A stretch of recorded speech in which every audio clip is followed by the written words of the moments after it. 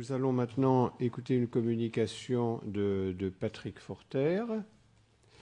Patrick Forter, qui appartient donc à ces biologistes qui remettent en question un dogme qui a été longtemps tabou depuis André Lvov, à savoir l'idée que les virus ne sont pas des organismes vivants puisqu'ils ne se reproduisent pas et n'ont pas de métabolisme. Patrick Forter est professeur à l'université Paris-Orsay et il est aussi membre de l'Institut Pasteur.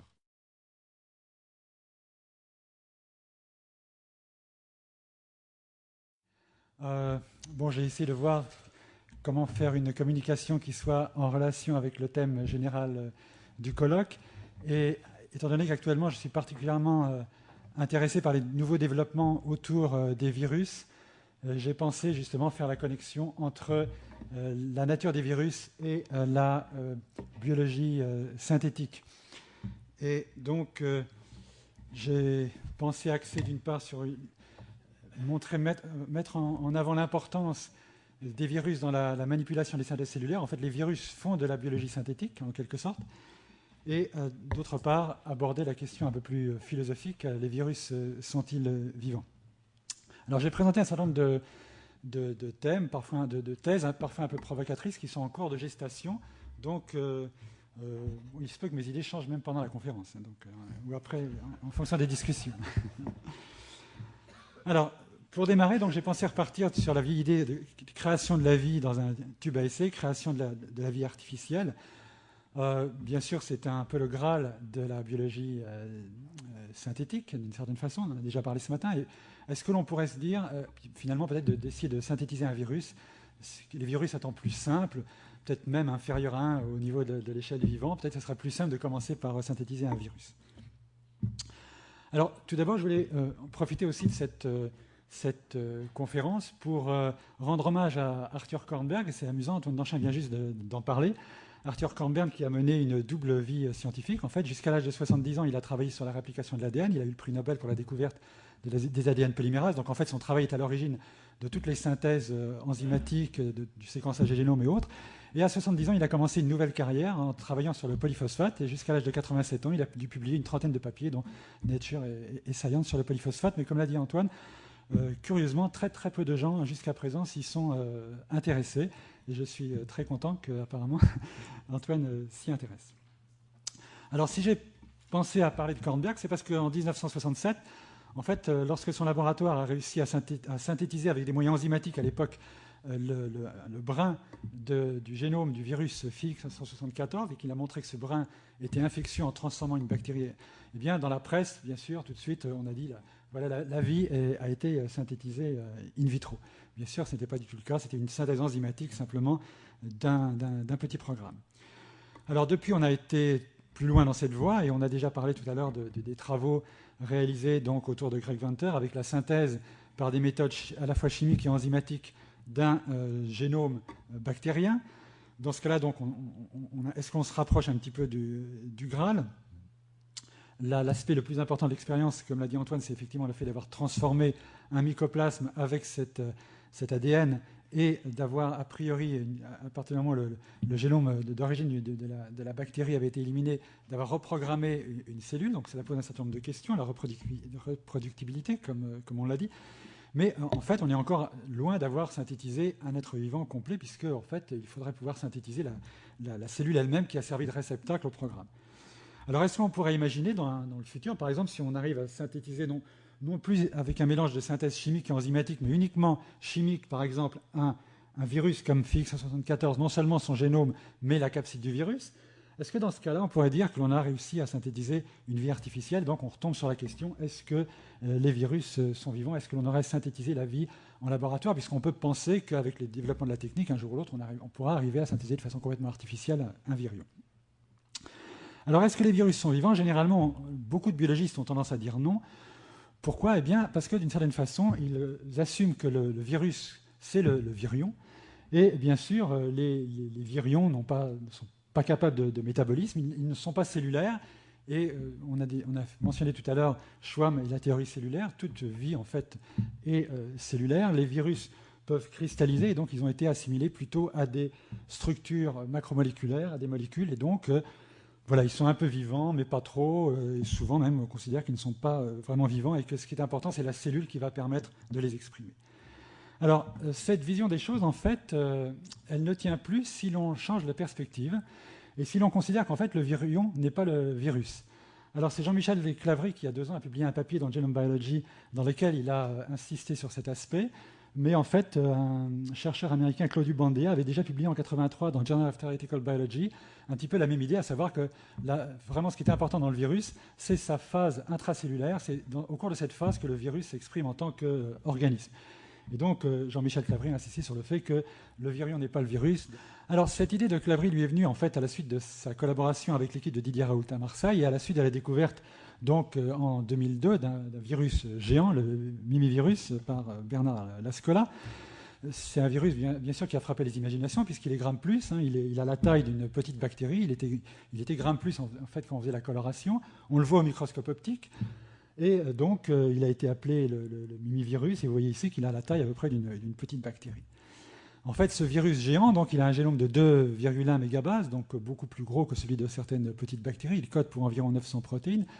Il infecte un protiste, donc une amibe Anthemaba hemolytica, et vous voyez ici sur cette photo en microscopie électronique, donc des virions dans la cellule en train d'être produits par une énorme structure. La première fois que Jean-Michel Claverie était venu à l'Institut Pasteur pour faire une conférence, il nous avait expliqué que les virions étaient produits à la surface du noyau de la cellule.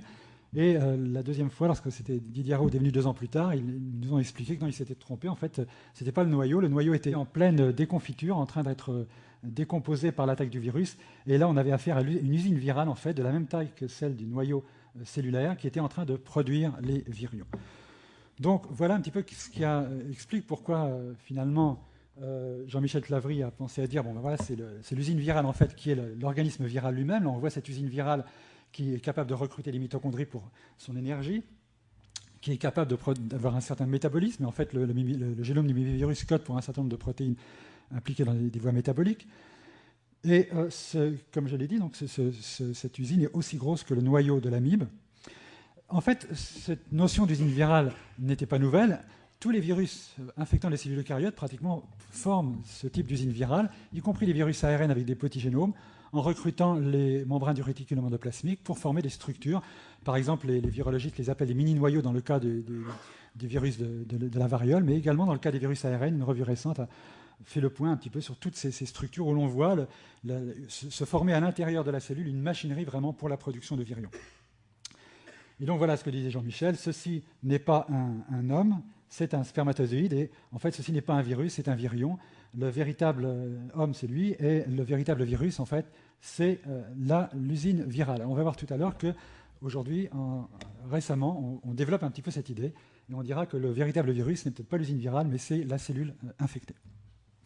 Alors, bien sûr, si l'on considère cette nouvelle vision des choses, et dans ce cas-là, on a beaucoup plus tendance à penser que les virus sont vivants, puisque, effectivement, cette usine virale réorganise complètement le métabolisme cellulaire et les capacités synthétiques de la cellule pour, justement, en fait, la production de virions, c'est-à-dire pour la dissémination de ces gènes, c'est-à-dire, en fait, pour la dissémination de soi-même, c'est-à-dire pour reproduire d'autres usines virales dans d'autres organismes. Et l'année dernière, par exemple, ce qui était assez amusant, c'est la découverte, toujours par l'équipe de Didier Raoult, de ce virus Sputnik, qui infecte l'usine virale du mimivirus, qui va se retrouver son virion à l'intérieur de virions du mimivirus. Donc là, vous avez un virus qui infecte un autre virus. Donc le mimivirus devient malade. Et certains auteurs ont dit, bon, voilà, si on devient malade, c'est vraiment qu'on est en vie, parce que seuls les êtres vivants peuvent se tomber malades. Alors, ce que l'on peut se poser comme question, c'est pourquoi ce concept de le véritable virus comme correspondant à l'usine virale n'a pas été proposé plus tôt, donc à l'exception de ce papier de Bandea en 1983 qui n'a pas été du tout repris. Alors je pense que c'est parce qu'en fait les concepts modernes actuels sur les virus proviennent des travaux bien sûr du groupe du phage et des travaux d'André Wolf dans les années 50 et 60 qui ont essentiellement porté sur ce que l'on a appelé les bactériophages, donc les virus infectant les bactéries. Et dans le cas du bactériophage, eh bien, on ne voit pas d'usine virale, tout simplement parce que la cellule est trop petite. On voit une phase d'éclipse, en fait, on voit que le virus disparaît. Donc on a finalement un virion et puis plus rien, et puis à nouveau beaucoup de virions. Et donc c'était assez naturel de considérer que le virion, c'était le virus. là, vous avez effectivement une bactérie infectée par un virus qui a produit des virions. Point important quand même, en relisant le papier de Lvov en 1962 ou 3, il manque un chiffre, Lvov, à un moment donné, décrivait justement la bactérie infectée par le virus comme une usine à virus, en fait. Donc, pour lui, c'était effectivement l'ensemble de la cellule qui devenait une usine à virus, et je suis assez d'accord avec cette idée. Ceci dit, si l'on considère que la véritable phase vivante du virus, c'est la phase intracellulaire, et que donc c'est l'usine virale, et que l'on considère que le virion, c'est la particule virale, ce n'est pas le virus, on ne peut pas dire que le virus transforme la cellule en une usine à virus. Le virus transforme la cellule en une usine à virions. Sinon, il y a une sorte de problème de logique dans les formulations.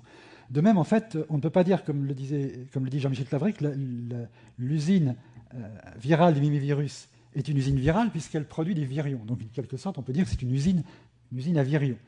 Et qu'en fait, le virus transforme la cellule en une usine à virions. Je préfère un petit peu cette formulation. Et récemment, avec David Prangreshvili, qui travaille avec moi à l'Institut Pasteur, on a abouti à cette idée un peu provocatrice peut-être qu'en fait, on s'est posé la question plutôt, quel est le vrai virus du coup, hein, si l'usine à virions, ce n'est pas non plus le virus, quel est le vrai virus? Où est caché le virus? Et on a proposé qu'en fait, le virus correspond à la cellule infectée. Ce qui fait qu'en fait, ça aboutit à considérer que le virus est lui-même cellulaire. C'est une cellule. Donc c'est en ce sens que j'aurais tendance à lui mettre également 1 comme valeur vivante. Alors, cette idée nous est venue en particulier en étudiant un des virus qui infectent les archées hyperthermophiles. Donc, François Gros, tout à l'heure, a fait allusion au fait que j'allais peut-être parler un petit peu des organismes vivant dans les conditions extrêmes au cours de ma conférence. En fait, j'ai choisi de parler des virus, mais je vais quand même vous parler des virus que l'on étudie à l'Institut Pasteur, dont la caractéristique est justement d'infecter des archées vivant dans les sources hydrothermales très chaudes. David Prangreshvili, qui est le grand gourou pour les virus d'archée, a isolé ces dernières années un nombre tout à fait impressionnant de nouveaux groupes de virus, et je ne peux pas m'empêcher de me donner le plaisir de vous en montrer quelques-uns.